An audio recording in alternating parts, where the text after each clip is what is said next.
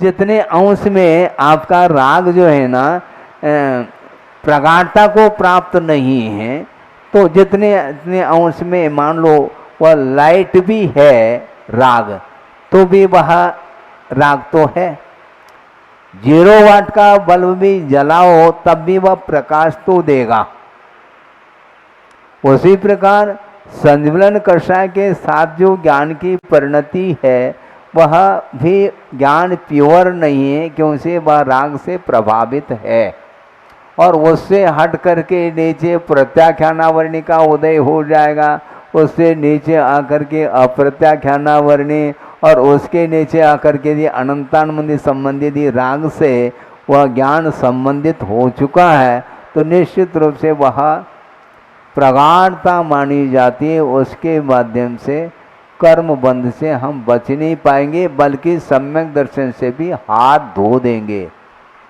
बिल्कुल धुल जाएगा और सम्यक दर्शन रहेगा नहीं वो। और दूसरी बात, आप ये नहीं कह सकते कि हमारा संज्वलन का उदय चल रहा है।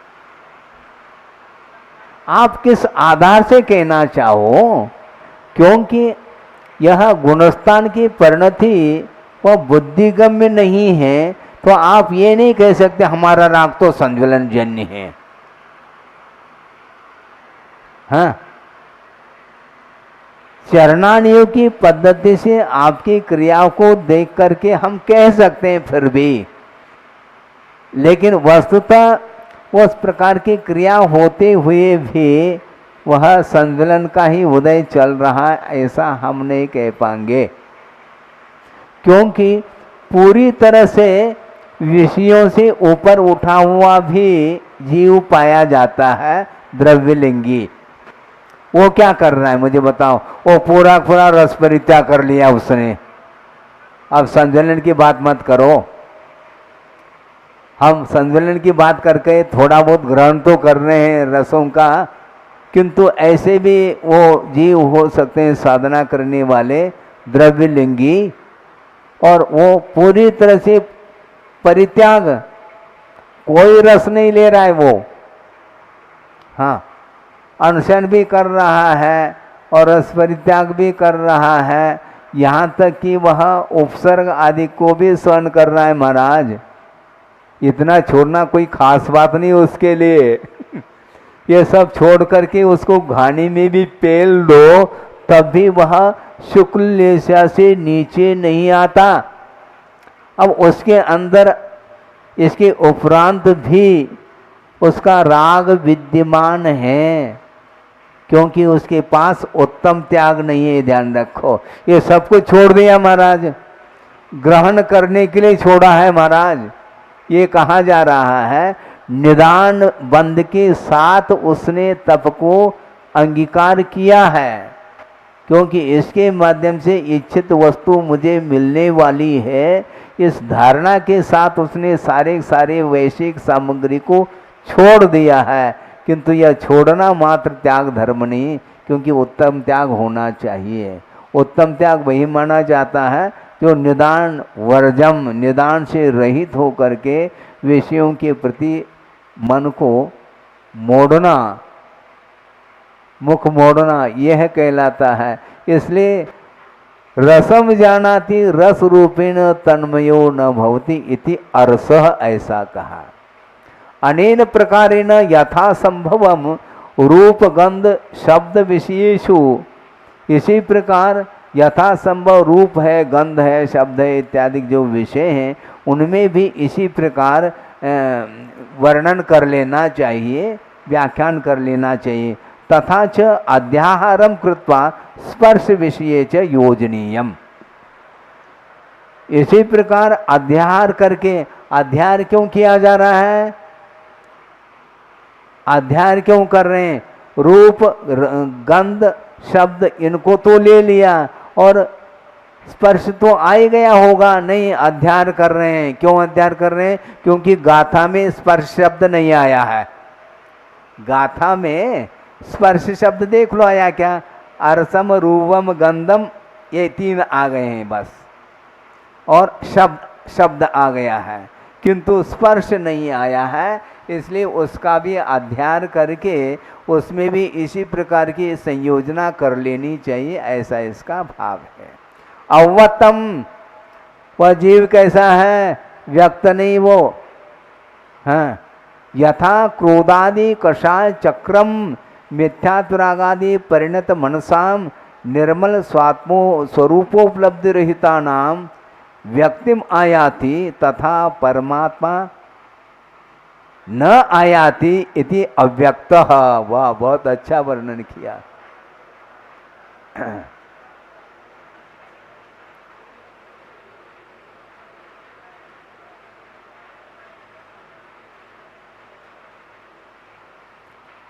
देखो क्या कहना चाह रहे हैं। मिथ्यात्व रागादि से परिणत जिसका मन है ऐसे जीवों के लिए, और निर्मल स्वरूप की उपलब्धि से वो रहित हैं, ऐसे जीवों के लिए क्रोधादि कषायों का जो समूह है वह व्यक्त हो जाता है। उस प्रकार परमात्मा व्यक्त नहीं हो सकती उन जीवों के लिए, तथा परमात्मा न आयाति व्यक्तम, वह व्यक्त परमात्मा दिखाई नहीं देती, इसलिए वह अव्यक्त है। कषाय जितने भी है वह कषाय भाव पकड़ में आ रहे हैं, तो जिस प्रकार कषाय भाव पकड़ में आते हैं उस प्रकार परमात्मा तत्व कभी भी पकड़ में नहीं आता, इसलिए वह अव्यक्त है, ऐसा कहा। कोई क्रोध कर रहा है, क्रोधी पकड़ में आने लगा, मानी, मायावी, लोभी, सब पकड़ में आता है।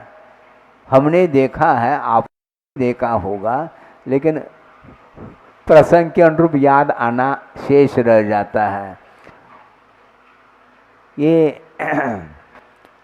उसको बकरे वगैरह जो है ना, बकरी है, और वो यदि मान लो गेहूं है, ज्वार है इत्यादि में वो मुंह मार जाती है, तो ऊपर से उसको लठमार भी हो जाए तो उस मुख को वो क्या हटाते नहीं, इसको बोलते हैं आसक्ति, वह देखने में आती है। हाँ। क्रोधादि चक्र, क्रोधादि, क्रोध, मान, माया, लोभ, रूप जो कषाय का समूह है वह व्यक्त है, देखने में आ जाता है मिथ्यात्व रागादि से परिणत जो जीव है उनके लिए। किंतु जिस प्रकार यह परिणति देखने में आ रही है व्यक्त रूप से, उस प्रकार की वह परमात्मा पकड़ में नहीं आती है। परमात्मा को पकड़ना चाहो तो केवल ज्ञान के द्वारा ही वह परमात्मा तत्व पकड़ में आने वाला है। छद्मस्त ज्ञान के द्वारा वह परमात्मा तत्व ज्ञात नहीं हो सकता, श्रद्धान का विषय बनेगा। असंठानम व्रत चतुरस्रादि सकल संस्थान रहित अखंड एक प्रतिभासमय परमात्म स्वरूपात पौद्गलिक कर्मोदय जनित समचतुरस्रादि षट संस्थान रहितत्वात् असंस्थानम।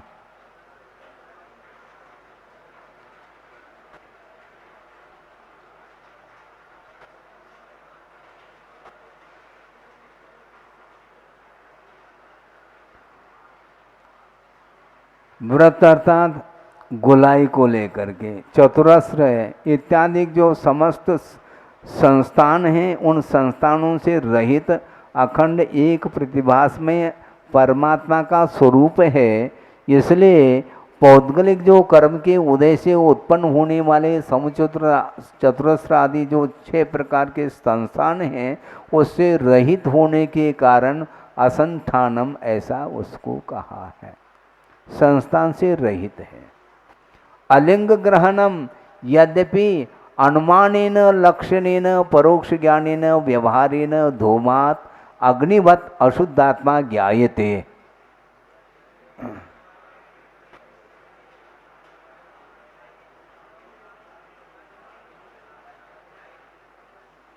यद्यपि अनुमान लक्षण रूप जो परोक्ष ज्ञान है उसके माध्यम से, व्यवहार के माध्यम से, धूम्र से अग्नि का ज्ञान हो जाता है, उसी प्रकार अशुद्ध आत्मा जानने में आती है, इसलिए वह लिंग ग्रहण है।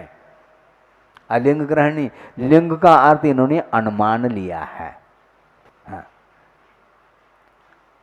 अनुमान जो होता है वह साधन के माध्यम से साध्य का ज्ञान होना यह अनुमान माना जाता है। साधनात् साध विज्ञानम अनुमानम, साधन के माध्यम से जो साध्य का बोध होता है उसका नाम अनुमान है।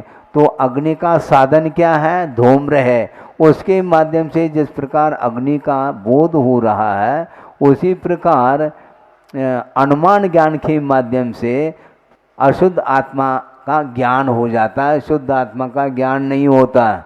क्योंकि वह अनुमान के द्वारा पकड़ में आने वाली वस्तु नहीं है वो। तथापि फिर भी रागादि विकल्प रहित स्वसंवेदन ज्ञान समुत्पन्न परमानंद रूप अनाकुलत्व सुस्थित वास्तव सुख अमृत जलेन पूर्ण कलशवत सर्व प्रदेशेषु भरितावस्थानां परम योगिनां यथा शुद्धात्मा प्रत्यक्षो भवति तथा इतराणाम न भवति इति अलिंग ग्रहण, ऐसा कहा।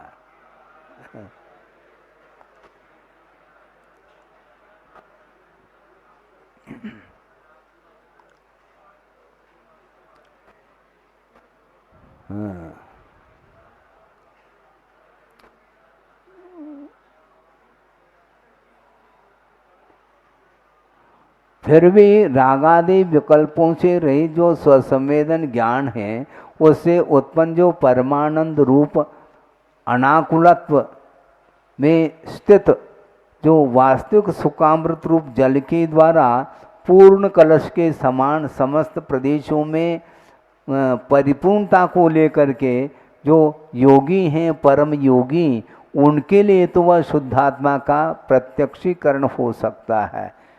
वह भी होगा तो भी वह एक प्रकार से इंद्रिय ज्ञानापेक्षा प्रत्यक्षो भवति, इस प्रकार द्रव्य संग्रह आदि में ये विषय आता है। क्योंकि परम योगी के लिए वह शुद्धात्मा प्रत्यक्ष हो रहा है, तो वह प्रत्यक्ष किस अपेक्षा से? इंद्रिय ज्ञानापेक्षा प्रत्यक्षम केवल ज्ञानापेक्षा तदपि परोक्षम, ऐसा कहा है। तथा इतराणाम न भवति, किंतु जो परम योगी हैं, जो शुद्धोपयोग में लीन हैं, उनके लिए तो परमात्म तत्व का प्रत्यक्षीकरण हो रहा है। उसके नीचे जो आए हैं, उनके नीचे जो आए हैं तो इंद्रिय व्यापार के द्वारा उनका ज्ञान परिणम्य हो रहा है, इसलिए कभी भी वह अपने आप को और दूसरे को जान ही नहीं पाएंगे। व्यवहार से जान लो। चेतना गुणम, जीव का लक्षण क्या है? चेतना गुण है। यह श्लोक दिया है वीर भक्ति का।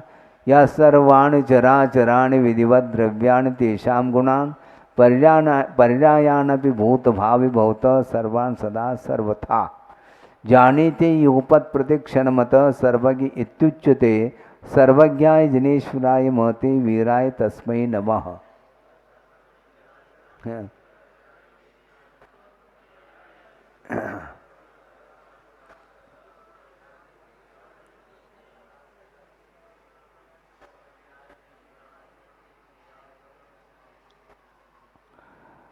जो चराचराणि अर्थात चेतना चेतनात्मक जो समस्त द्रव्य हैं उनको विधिवत जानते हैं, उनके गुणों को और उनके भूत भावी और वर्तमान पर्यायों के साथ समस्त पर्यायों को हमेशा सभी प्रकार से सर्वान सदा सर्वदा, सदा और सर्वदा में अंतर नहीं है, इसलिए सर्वदा के स्थान पर सर्वथा हो तो अच्छा है। सर्वदा अर्थात हमेशा जानते हैं। किस प्रकार से? सर्वथा यानी पूरी तरह से, हर प्रकार से उनको वो जानते हैं विधिवत। योगपत एक साथ प्रतिक्षण जानते हैं, अतः सर्वज्ञ इति उच्यते, इसलिए वो सर्वज्ञ कहलाते हैं। इसलिए ऐसे सर्वज्ञ स्वरूप जिनेन्द्र जो महान तीर्थंकर हैं, वीर प्रभु, उनके लिए नमस्कार हो, ऐसा कहा गया है। इति वृत्त कथित लक्षणेन केवल ज्ञान संज्ञेन शुद्ध चेतना गुणेन युक्तत्वात् चेतना गुणश्च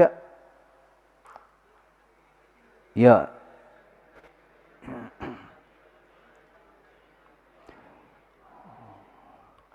इस प्रकार वृत्त कथित लक्षण का अर्थ, वृत्त का अर्थ छंद, इस छंद में कहा हुआ लक्षण रूप जो केवल ज्ञान नामक जो शुद्ध चेतना गुण है, उससे युक्त होने के कारण जो चेतना गुण वाला है तो उसको जान जीव हे शिष्य तमेवं गुण विशिष्टम, इस प्रकार के गुणों से विशिष्ट को शुद्ध जीव पदार्थ को जानो ऐसा कहा। जानी ही इति भावार्थो हो।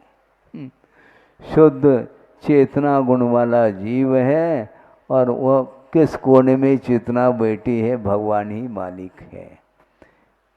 जिस किसी के पास वार्ता बैठ करके वार्तालाप करते हैं, मनोरंजन आदि करते रहते हैं, मन लगाते रहते हैं, एक दूसरे का आलम्बन लेकर के आनंद का अनुभव करते हैं, वह वस्तुतः चेतना गुण वाला वह रूप नहीं है।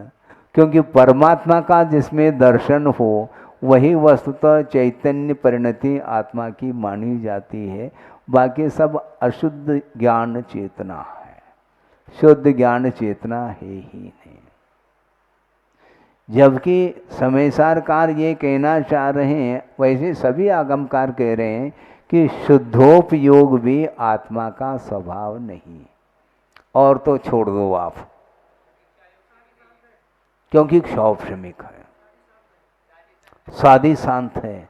और एक और विशेष बात हम कहने जा रहे हैं, आपके लिए ध्यान दिलाना चाह रहे हैं, हम अपनी तरफ से नहीं कह रहे, किंतु द्रव्य संग्रह कान का ये कहना है कि वस्तुतः जिसको हम शुद्धोपयोग बोल रहे हैं वह शुद्धोपयोग नहीं, शुद्ध के लिए वह कारण होने के कारण उसको शुद्धोपयोग की संज्ञा दी गई है?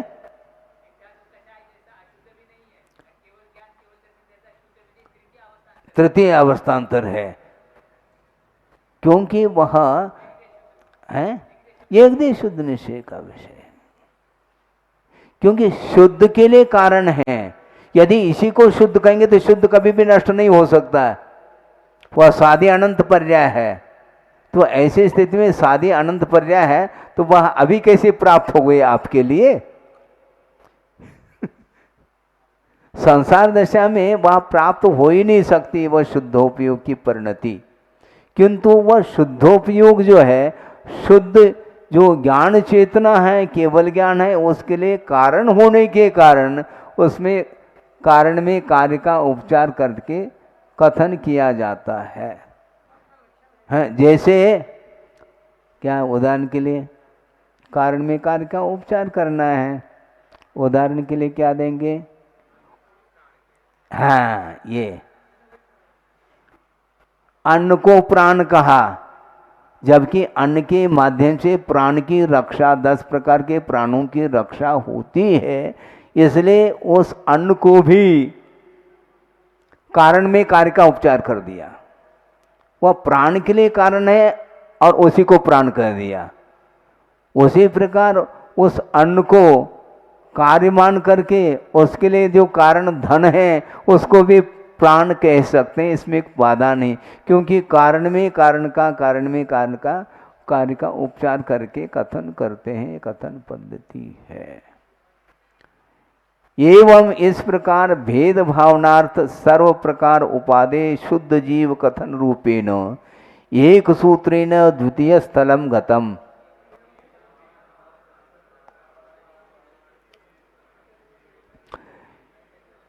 इस प्रकार भेद भावना के लिए सभी प्रकार से उपादेय भूत जो शुद्ध जीव है उसके कथन रूप से एक सूत्र के द्वारा दूसरा स्थल चला जाता है। इति गाथा चतुष्टय पर्यंतम, 4 गाथा पर्यंत स्थलद्वयेन 2 स्थलों के माध्यम से 9 पदार्थ प्रतिपादक द्वितीय महाधिकार मध्य 9 पदार्थ का प्रतिपादन करने वाला जो द्वितीय महाअधिकार है उसमें तृतीय अंतर अधिकार समाप्त हो, तीसरा अंतर अधिकार समाप्त हो जाता है। बोधि समाधि परिणाम शुद्धि स्वात्मोपलब्धि शिव सौख्य सिद्धि चिंतामणिम चिंतित वस्तुदाने पामंद मानस्य ममास्मि। परम पूजाचार्य गुरुवर श्री विद्यासागर जी मुनि महाराज की जय। परिणाम के दो अर्थ हैं, एक परिणाम का अर्थ भाव है और एक परिणाम का अर्थ रिजल्ट है। अपने परिणाम ही, अपने भाव ही परिणाम अर्थात रिजल्ट के लिए कारण है। आपके अंदर कौन से परिणाम है? क्योंकि उसका संवेदन आप करते हैं। क्योंकि कोई भी व्यक्ति अपने परिणामों को किसी दूसरे के सामने यथाजात होकर के व्यक्त करना नहीं चाहता। इससे स्पष्ट है कि उसके भीतर जो परिणाम है कौन से हैं वो भगवान जान रहे हैं, उसको व्यक्त नहीं करना चाहता। दूसरे के परिणाम कौन से हैं इसमें तो लग जाता है, इनको ऐसा नहीं करना चाहिए, वैसा नहीं करना चाहिए, किंतु खुद के परिणाम कैसे हो रहे हैं? क्योंकि सत्य को व्यक्त करना खेल नहीं महाराज, सत्य को व्यक्त करना खेल नहीं है, गंभीर हो जाएंगे आप। कदम कदम पर जो परिणाम उत्पन्न हो रहे हैं, यदि मान लो वो परिणाम अपनी भूमिका के अनुरूप ठीक नहीं है, अपने पद के अनुरूप वो परिणाम बिल्कुल विपरीत हैं, तो किसके सामने व्यक्त करना चाहेगा? वो नहीं करना चाहता। इसलिए अपने परिणामों का वह परिणामों को उपभोग कर रहा है, हाँ, प्रकट नहीं करना चाहता। प्रकट करेगा तो फिर दुनिया क्या कहेगी, ये सामने बात आती है। इसलिए न आस्था अनास्था शाश्वत बुद्धि यस्याम का, जिसमें शाश्वत बुद्धि की परिकल्पना नहीं है, ऐसा जो श्रद्धानात्मक परिणाम है उसका नाम निकांक्षित अंग ऐसा कहा। सुख में जो कर्मायत है, अंत को प्राप्त होने वाला है और दुख से मिश्रित है, ऐसे जो सुख है उस सुख में शाश्वत बुद्धि का परिणाम नहीं होना। जब शाश्वत नहीं है तो उस अशाश्वत जो सुख है उसके शरण में क्यों जाता है? महाराज हम करेंगे क्या ये बताओ? ये भी बताने की आवश्यकता है क्या? जिसका आलम्बन हम ले रहे हैं उसको साधन के रूप में आलम्बन ले लो तो कोई बाधा नहीं, वो आवश्यक है। साधन के रूप में उसको हम उसको स्वीकारेंगे, अन्यथा उसमें किसी भी प्रकार से हम राग भाव नहीं करेंगे। उसके प्रति आकांक्षा का भाव यदि होगा तो क्यों होगा? शाश्वत बुद्धि तो है नहीं, तो उसके शरण में क्यों जाए? ये बहुत बड़ा प्रश्न है। सामने ये आता है, यदि सम्यक दर्शन की चर्चा अच्छी लगती है तो कहा जा सकता है, जब सम्यक दृष्टि व प्रतिपल सोच रहा है कि कर्म के अधीन है और अंत को प्राप्त होने वाला, और दूसरा एक विशेषण और दिया है पाप बीजे कहा। इस विशेषण को उड़ाना चाहो क्या? ये पाप का बीज है। कौन सा? इंद्रिय सुख। जब इंद्रिय सुख पाप का बीज है, इस प्रकार गाढ़ श्रद्धा जब बन गया है तो उसके संशय में रात दिन क्यों लगा रहता है संसारी प्राणी? क्या वह पाप का बीज नहीं है? जब पाप का बीज है, जब श्रद्धान हो गया, ज्ञान भी हो गया, तो जितना आवश्यक है उतना आप ग्रहण कर लो, उतना आलम्बन ले लो उसका। लेकिन वह आमूल चूल उसमें डूबा हुआ है संसार, और फिर भी कहता मैं सम्यक दृष्टि हूं। कोई किसके सामने कह रहे हो आप? क्या है इसके? आप बोलो, कोई विचार हो तो आप लोगों के पास। महाराज फिर चक्रवर्ती ने दुकान नहीं लगाया, उसने अर्थ पुरुषार्थ किया ही नहीं, और अतीत जीवन में उन्होंने जो रत्नत्रय की आराधना की है, पवित्रतम परिणाम उसमें किए हैं, फलस्वरूप यह संपदा उसको मिली है, उसका उपभोग वह कर रहा है। संचय का भाव नहीं उसके अंदर, क्योंकि वह जानता है इसका संचय करेंगे तो निश्चित रूप से आस्था में कमी आएगी।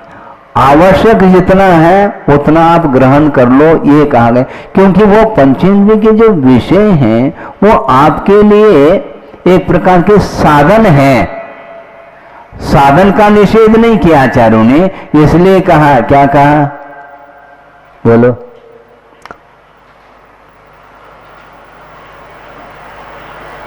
क्या कहा, तो वो नहीं प्रसंग, वस्तुतः वह साधन है, इसलिए साधक की दृष्टि उस ओर भी जाती है जो कि देह चिंताच मध्यमा कहा।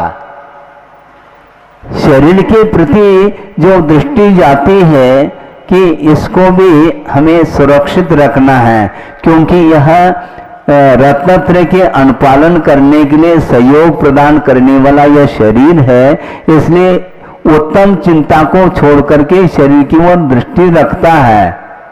किंतु वह शरीर की ओर दृष्टि रखना वो उत्तम नहीं है, वो मध्यम है, ये कहा है। या तो उत्तम कर दो फिर उसको, नहीं, वो मध्यम है। किंतु काम चिंता अर्थात पंचेंद्रिय के विषयों की जो कामना है वह अधम से अधम है। वो यदि परिणाम आ गए फिर वो शरीर अथवा इसकी शरीर के लिए जो तत्व आवश्यक है सहयोग के रूप में, उसके प्रति वह क्या भाव है, उसकी कामना नहीं करता। किसकी? विषयों की कामना नहीं। आगम के अनुरूप जो लेना है वह साधन के रूप में स्वीकार करके आता है, इसके माध्यम से ही निकांक्षित अंग पलने वाला है। क्योंकि अपन सम्यक दृष्टि है, श्रवण सम्यक दृष्टि है, चारित्र भी उसके पास है, तो ऐसी स्थिति में वह बारीकी से आठों अंगों का वो पालन करेगा, करना चाहिए। तो उस समय प्रयोगात्मक जो सम्यक दर्शन है उस ओर हमेशा ध्यान देने की आवश्यकता है।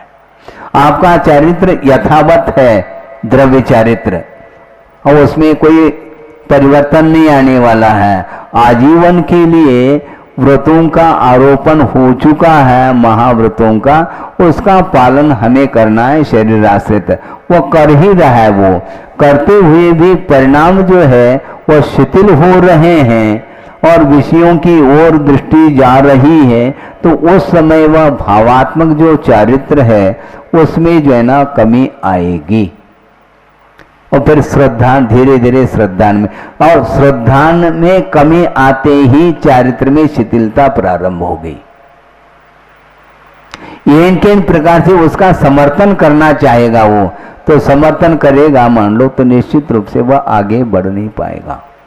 तो प्रत्येक अंगों के पालन करने की ओर दृष्टि हमेशा रखनी चाहिए, क्योंकि चारित्र को श्रवण ने स्वीकार कर लिया, उसमें ज्यादा कुछ होना नहीं। अब गुरुदेव ने ये कहा था कि बस 1 मिनट में दीक्षा होगी, उसके बाद क्या, उसके बाद मेरा कुछ नहीं सहयोग, केवल आप स्वयं को ही चलना है। हाँ, आपने स्वीकार कर लिया, अब निरंतर उसका पालन, भावात्मक दृष्टि से पालन जो होगा वह आपका स्वयं का ही भाव उसके लिए कारण सिद्ध होगा। हाँ, कितना भी कुछ भी को, और एक अंग संबंधी भी यदि मान लो गड़बड़ी आ गई, इतना थोड़ी होता है, ये पंचम काल है, ऐसा भी सुनते हैं हम, है ना, इसलिए सुनाना चाहते हैं। ये बात हमारे कान तक भी पहुंच जाती है। हाँ, ये ऐसा थोड़ी होता है, तो पंचम काल है, और पंचम काल तो रहेगा ना, वो पंचम काल अभी बहुत निकलना, अभी काफी समय है उसके लिए, केवल 2500 साल लगभग निकल चुके हैं, 18,500 साल तक यह पंचम काल ही चलने वाला है। किंतु पंचम काल को एकमात्र हवाला दे करके हम अपनी शिथिलता का पोषण करते हैं, तो निश्चित रूप से पतन होने में देर नहीं लग सकता। इसलिए भावात्मक जो संयम है उसको बरकरार कायम रखने के लिए अपने को बहुत अलर्ट रहने की आवश्यकता है, सावधान रहने की आवश्यकता है। जब पाप बीजे कहा, इस विशेषण की ओर दृष्टि नहीं जाती क्या? पंचेंद्र के विषय संबंधी जो सुख है वह पाप का बीज कहा है, और फिर भी उसके प्रति राग रखेंगे तो कहां तक क्या होगा मुझे बताओ। इसलिए हम ये कहना चाह रहे थे, जो भीतर परिणाम होते रहते हैं रागादिक भाव, वह भीतर ही भीतर रखता है, वो उसको उजागर नहीं करता, क्योंकि बिल्कुल खोल देंगे तो क्या होगा, क्या जो है वही यथार्थ है, वह सत्य है, वह उस सत्य को वह छुपाना चाह रहा है। तो भीतर सत्य है उसको छुपाना क्यों, वो इसलिए छुपाता है क्योंकि वहां असत्य है, यह सत्य है। उसके भीतर जो असत्य है यह सत्य है, इसलिए वो उसको उजागर नहीं करना चाहता। और उजागर नहीं करोगे तो आप कितने भी बार जो है ना प्रतिक्रमण कर लो, उससे कोई भी प्रयोजन शुद्ध नहीं होने वाला। प्रतिक्रमण करना बंद करो ऐसा नहीं कहा जा रहा है, किंतु द्रव्य प्रतिक्रमण के साथ भाव प्रतिक्रमण की ओर भी दृष्टि होनी चाहिए। नहीं है तो नहीं, उस ओर चलता रहता है। तो इस प्रकार यदि भाव रखेंगे तो प्रायश्चित ग्रंथ के प्रति भी अनादर का भाव आए बिना रह नहीं सकता।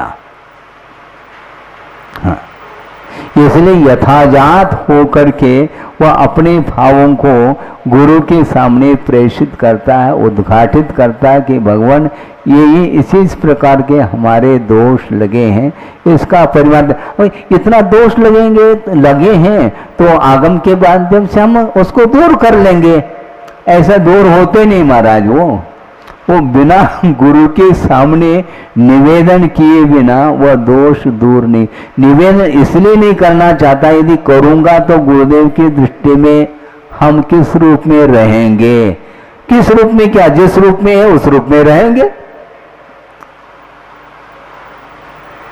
इसीलिए ये अभी चारित्र की ओर हम जा ही नहीं रहे, 8 अंगों को लेकर के ही आपको सोचना है। और वह रीढ़ है एक प्रकार से, क्योंकि मोक्ष मार्ग की प्रथम सीढ़ी कहा, याविन ज्ञान चरित्र।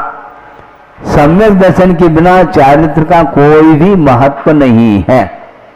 वह आचरण तो है किंतु उसमें समीचीनता नहीं है, शरीर आश्रित आचरण है, हाँ। भावात्मक नहीं है। वो औपचारिक के रूप में मोक्ष मार्ग उसका चल रहा है, किंतु व्यवहार मोक्ष मार्ग और निश्चय मोक्ष मार्ग, इन दोनों से वो दूर है। क्योंकि व्यवहार मोक्ष मार्ग भेद रत्नत्रय के रूप में है और निश्चय मोक्ष मार्ग अभेद रत्नत्रय के रूप में है। और इन दोनों के लिए आधारभूत वह शरीर आश्रित जो है औपचारिक मोक्ष मार्ग माना है। इसलिए गुणस्थान को हम बनाए रखना चाहते हैं तो गुणस्थान अपने आप में भावात्मक है। वो आत्मगत जो भाव है वह भाव ही गुणस्थान है। मोह और योग के निमित्त से आत्मगत जो परिणामों की जो तारतम्यता है उसका नाम गुणस्थान कहा है। वह कहाँ देखने में आएगा, किसको? स्वयं को देखने में आ सकता है आगम के माध्यम से। यदि आगम का अध्ययन हो तो आ जाएगा परिणाम कौन कौन से हमारे हो रहे हैं। तो ये यहाँ पर बात कही गई है, कहा गया दुखम हे तत्वम, दुख जो है वह हे है, तो उसका कारण क्या, वो पकड़ो। दुख है तो हम छोड़ना चाहते हैं महाराज, तो उसका कारण छोड़ दो, दुख समाप्त हो जाएगा। क्योंकि कारणाभाव हो कार्याभाव, कारण का अभाव कर दो, अपने आप कार्य समाप्त हो गया। आपने अपने हाथ से स्विच को ऑन किया है, जैसा ऑन किया है वैसा ऑफ कर लो, फिर वह बल्ब जलेगा नहीं। बल्ब जल गया महाराज, उसका कारण पकड़ो ना। फूंक मारने से वो बल्ब बुझने वाला है क्या? मोमबत्ती तो बिजली बुझ सकती है मोमबत्ती। बल्ब को बुझाना चाहो तो जैसा चालू किया है, जैसा जलाया है उसको वैसा बुझाओ। अग्नि को आपने जलाया है तो आपको बुझाना पड़ेगा। ये है इसका। तो बुझाने का क्या तरीका महाराज? ईंधन मत डालो, यही बुझाने का तरीका है।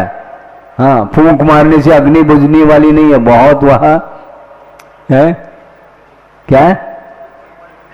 हाँ बिल्कुल, थोड़ी सी फूंक मारोगे वो बुझने वाली नहीं, वो मोमबत्ती थोड़ी वो। हाँ, और ज्यादा और मान लो हवा देंगे तो और उद्दीप्त होती चली जाती है वह अग्नि, क्योंकि ईंधन पर्याप्त रूप में उसके लिए मिल रहा है। इसलिए संसार, दुख का कारण संसार है, और संसार का कारण क्या है? आश्रव और बंध है।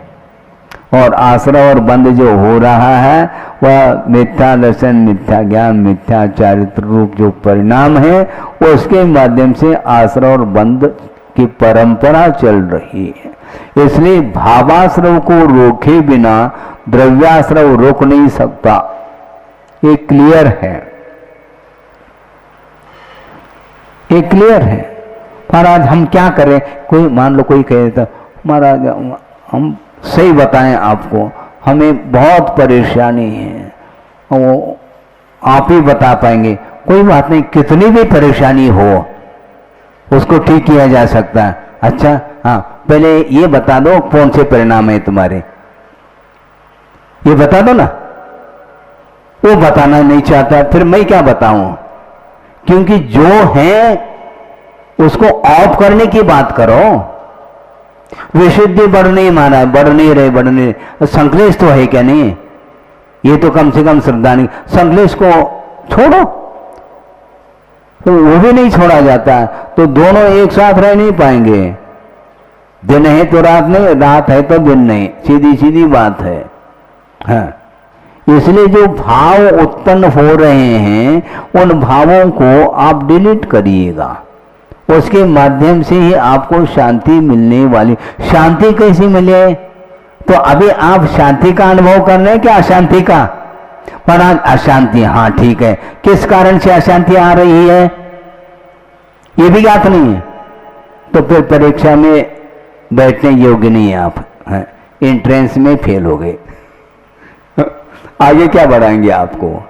आपके अंदर अशांति है और अशांति का कारण भी मालूम नहीं है आपको, गलत बात है। ऐसा होता नहीं, क्योंकि अशांति के लिए कारण यदि कोई है तो विपरीत परिणाम आत्मगत परिणाम है।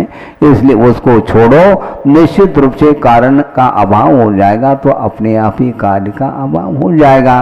सुखम उपादेयम, सुख क्या है? वह उपादेय है, तस्य कारणम मोक्ष। हाँ, सुख का कारण क्या? मोक्ष है। कौन सा सुख? मोक्ष सुख।